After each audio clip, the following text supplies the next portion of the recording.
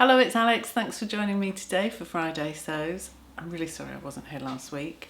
Just hadn't done a lot of sewing, and last week was the first week that the shops were open again, so I'd been a bit busy doing other things like getting haircuts and going to fabric shops. So I just didn't have an awful lot to talk about.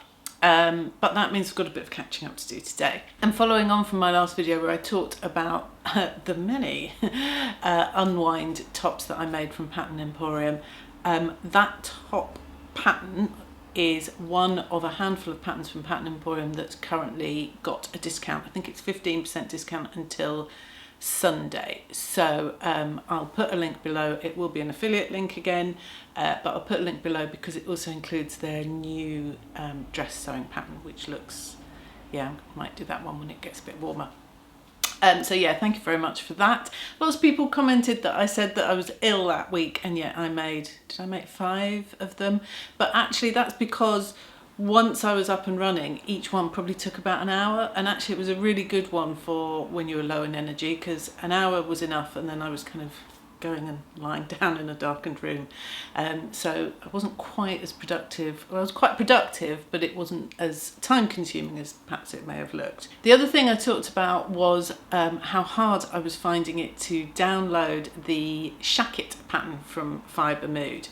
And lots of you gave me suggestions for alternatives, including the Ilford jacket from, is that Friday Pattern Company? You know, I've got a mental block on that.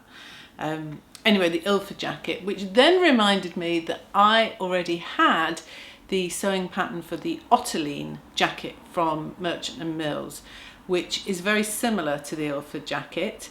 And I've made it before very, very successfully, and I cannot find that jacket anywhere. I've got a horrible feeling I've left it in a restaurant or a cafe or something, because I haven't been able to find it for a year.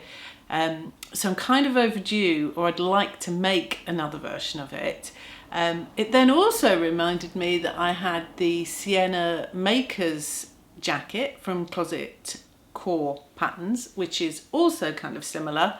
And then another person suggested why not use a Callie, and that sparked me to wear my Callie shirt dress that I'd made. I thought, yeah, actually a Callie would do the job just as well. The shackets tend to have pocket flaps, pretty easy to draft a pocket flap. So it left me with lots of choices. So I decided not to attempt to buy the Fibremood one in the end. So you all saved me some money.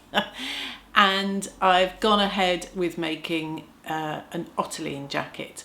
I have just received some buttons, so it's not quite finished, and when I've got that finished, the blog post will go on Minerva and I'll share it here when I'm done. So I have been doing that. I've also been sewing some trousers from Stylark, and they're the Victor, I think they're called Victor woven pants, something like that.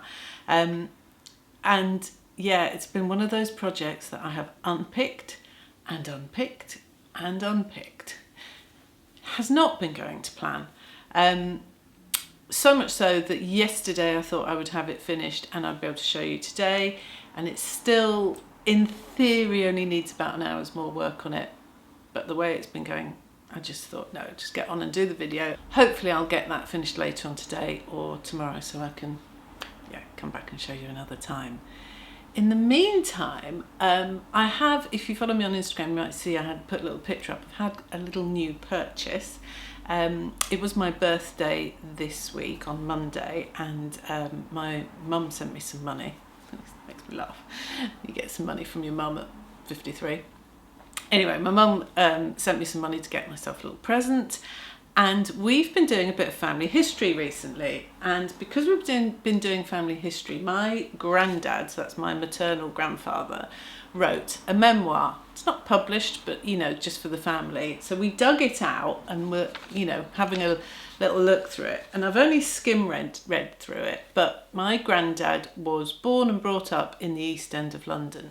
So if you've seen Call the Midwife, I would say it's that kind of area of London. You know, good working class folk. And I had a little skim through it, and I noticed that in talking about his mum, so my great grandmother, it says here, Mum never appeared to enjoy doing housework and always seemed to be at her happiest when absorbed in her dressmaking. I was thrilled to bits to really read that because I kind of did know, I'd forgotten. It reminded me that my great-grandmother was a dressmaker, and I think she worked in, I don't know if it would have been a factory, but I think that was her work as well. And he also mentions that in the corner of the living room was a Jones treadle sewing machine. So I kind of felt a bit of an affinity to my great-grandmother there, because I definitely don't enjoy doing housework, and I am at my happiest when I'm dressmaking. So yeah, proof that it's in the blood and beyond my control. But it also made me think, wouldn't it be nice to have one of those Jones treadle sewing machines? And I had a little look on eBay, and I found that there was a model. It doesn't seem to be particularly rare, there seem to be lots of them, but there's a model that actually says on it, made for Queen Alexandra and made in Manchester. So I just thought, it's actually got my name on it, quite literally. So I really, really wanted one, and thought it would be a great thing to do with my birthday money from my mum. And I luckily found one for sale from a lady in Bolton, and it comes complete with the table. Obviously, it's, got a lot of wear and tear and needs a little bit of TLC, certainly on the table itself. She tells me it works, and I'll be honest, I haven't really tried it yet because I'm a little bit nervous. So if anybody knows a good resource for vintage sewing machines, please let me know. I'm going to spend a little time getting the timber looking a little bit better. But I'm quite happy for it to have, it's got coffee rings on it and watermarks. I'm quite happy for it to have that. It kind of tells its story and shows its age, so I don't mind that. But yeah, the sewing machine itself is an absolute beauty. I just think it's so gorgeous and so lovely, and if it really does work and I can actually use it as well, that's even better. So I'm thrilled to bits with it. It's got the cast iron legs, and yeah, as a piece of furniture, I'm really happy with it. I genuinely don't have a space for it in the house, so I'm really going to have to put my thinking cap on about where it's going to live, but I'm going to make space for it. It'll live somewhere. At the moment it's in the kitchen and we keep bumping into it. And that kind of brings me on to something else that I've enjoyed this week, which is that the Sew Over 50 group on Instagram have been celebrating reaching 30,000 subscribers, which is brilliant. What a fabulous group they are. They really are quite empowering. And they, in order to do that, they've got a bit of a challenge going, which is called Sew 50 Old Photos, and that's S-O, not S-E-W. And people have been sharing their old photos with family members, obviously focusing on what they're wearing and talking about the stories behind it. And I have thoroughly enjoyed looking through all of those photos. I've shared some of mine as well. I think I enjoy a bit of history, but I kind of enjoy history even more when it's real people rather than, sort of great names or celebrities, film stars and that sort of thing. I just love hearing the real stories behind the pictures, and, a lot of what they're wearing is stunning and beautiful. It's been really compelling. I thoroughly recommend, even if you're not in that kind of over 50 age bracket, go and check out the hashtag. It's absolutely fascinating. I literally had to force myself away from my iPad the other day and get on with my day because I was so absorbed by it. It's a really nice one to go and check out. And going back a bit to Fibremood, I mentioned last time that I'd just taken out a digital subscription to Fibremood. In fact, that's a present from my mum. Every year she buys me a subscription, which has previously been to Burda magazine. It's a bit of a thank you for some accounting stuff I do for her. But this year I thought I'd give Fibremood a try, and I've kind of worked out now how it works. So every time there's a new magazine released on Fibremood, I think it's one every alternate month. I might have got that wrong. But anyway, every time there's a new magazine, with the subscription level I've got, you get access to 5 PDF patterns, and they don't necessarily have to be the new ones that have just been released. So I could have got the shacket there, but I'd already made something else by that point. So the new release is out, and I've ordered my 5 PDFs. I've sent 2 off to Fabuloso to be printed, so they'll come back soon. And the ones I've ordered are the Robin dress. I really like this dress. I've been wanting to make it for a while, so I'm looking forward to that. I'm definitely going to make that at some point for this season. The Dana dress, or Dana dress, which is one of the new patterns, and it's quite similar to the dress pattern or dress and top pattern that I bought from Stylark recently, which I think is called the Clementine. It's got a square neckline, and I was in 2 minds, but I went and I looked at them both and compared them, and I decided I would go for the Fibremood one as well, because it has gathering at the back below the square neckline, which I thought was a really nice detail. The image they've got on their site looks fabulous, made in a denim or a chambray. So I've ordered that one. I also ordered the Billy trousers, which I don't think they're a new one. I think they're an old one, because yeah, I'm in the mood to make some linen and lightweight trousers for the summer. Made some chinos last year, which were great, but they're really, I mean, I can't even say they're tight. The zip isn't even meeting, so they're not happening for a while. What else? I made a note here. Oh, the new blouse, is it the, I can't read my own writing, Ayla, and I've got some fabric lined up to make that. It's a really nice camp collar blouse, slightly oversized, bit of gathering at the under the yoke, which I quite like, especially for the summer, nice and loose and drapey. And the other thing I ordered was the Alex skirt, which is ALIX, and I'm not sure whether I've ever shared this with you before, but when I was in my teens, I decided that I was going to spell my name with an I, and I wrote a letter that must have been cringe. Well, it makes me cringe just thinking about it. It must have been funny for my relatives to receive. But I remember one Christmas when I wrote all my thank you letters out, I wrote a note saying, please note from now on, my name is going to be spelt with an I. And I kept it with an I until about 10 years ago when we moved here to Manchester. And I used to find it really embarrassing and say, oh, it's Alex with an I. So when we moved here, I was like, come on, get rid of the I and go back to an E. So anyway, I kind of feel, it's ridiculous, isn't it, that I feel an affinity to a sewing pattern just because of its name. But anyway, I was kind of drawn to it because it was an Alex with an I skirt.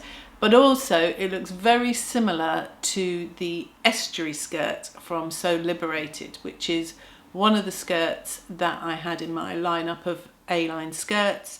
Been meaning to make. Lovely Joe Underhill's always raving about it. So if Joe says it's good, it must be. Yeah, so I've ordered that one as well.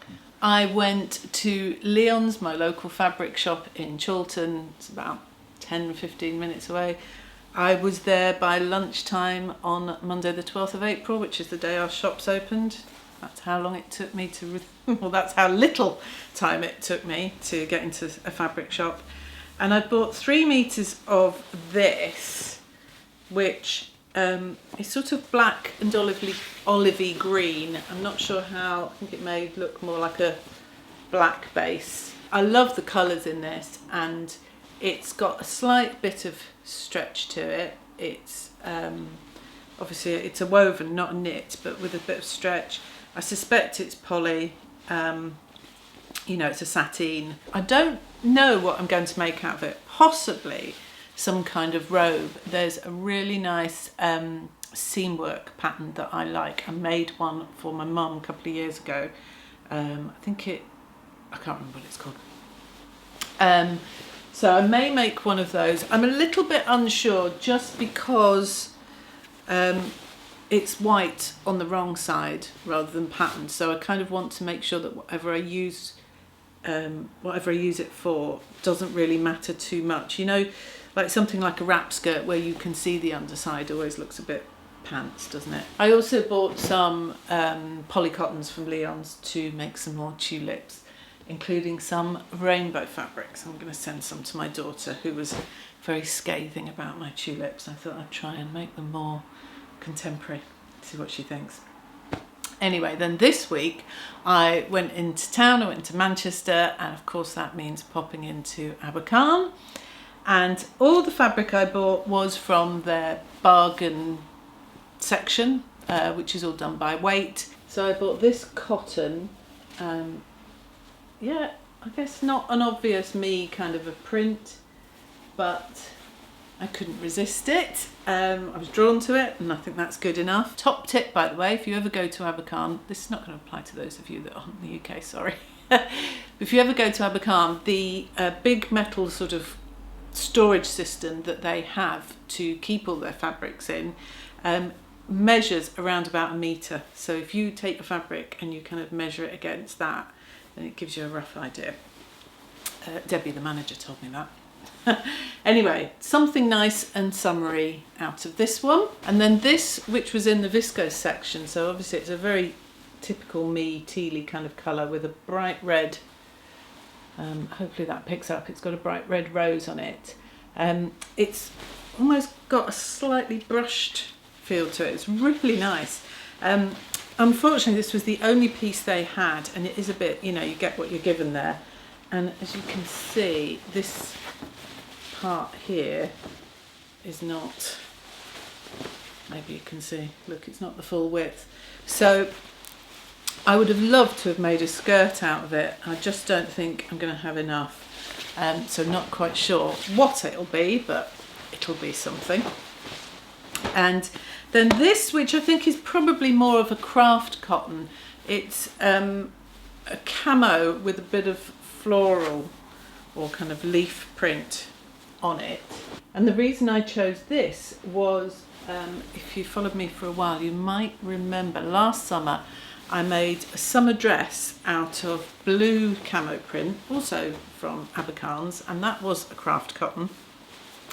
And to me, I think that was my perfect summer dress because it was quite a girly dress in quite a, or not so feminine print, and that's very me.